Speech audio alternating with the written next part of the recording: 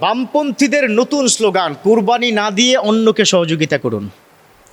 বামপন্থীরা কোরবানি উপলক্ষে নতুন স্লোগান বাংলাদেশের মানচিত্রে ছড়িয়ে দিচ্ছে, কোরবানি না করে গরিবকে সহযোগিতা করুন। আচ্ছা, আপনাদেরকে প্রশ্ন করি, কোরবানি কি বছরে কি 50টা নাকি একটা?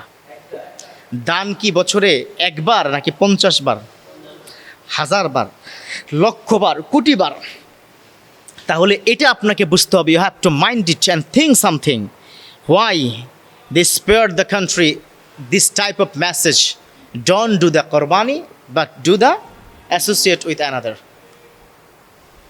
তারা যে এখন বামপন্থীরা যে ছড়িয়ে দিচ্ছে, নাস্তিকরা যে ছড়িয়ে দিচ্ছে, যারা টকশোতে গলাবাজি করে বাংলাদেশের তথাকথিত নাস্তিক, যারা বামপন্থী রামপন্থী, তারা যে নতুন করে ছড়িয়ে দিচ্ছে কোরবানি নয়, অন্যকে কোরবানির টাকায় সহযোগিতা করুন, এর মানে হচ্ছে তারা চাচ্ছে না এই ধরনের একটা ইবাদত বাংলাদেশে টিকে থাকুক।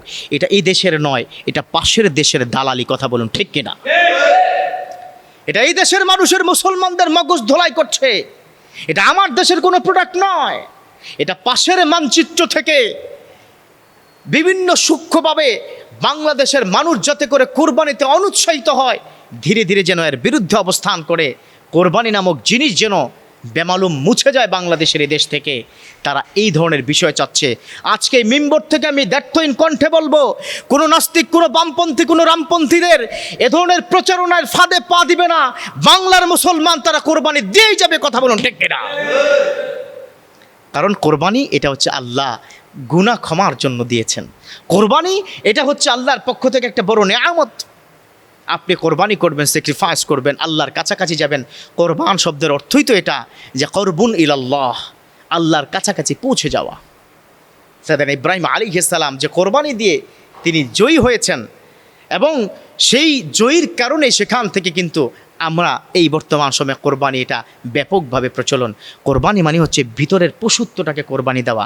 অতএব নাস্তিক, মোরতাদদের, রামপন্থী, বামপন্থীদের কথার ফাঁদে পা দিবেন না।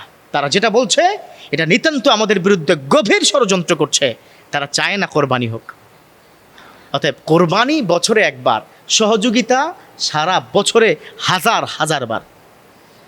আপনার যদি এত সহযোগিতার চুলকানি উঠে, তাহলে এই নাস্তিক, ব্লগার, মোরতাদ, রামপন্থী, বামপন্থী, তোমরা দাও মিয়া, আমরা সহযোগিতা ইনশাল্লাহ করে যাব। যেখানেই অসুবিধা, যেখানেই প্রবলেম, যেখানে আত্মমানবতার চিৎকার, সেখানে আলেমরা যায়, সেখানে মুসলমানরা এগিয়ে যায়।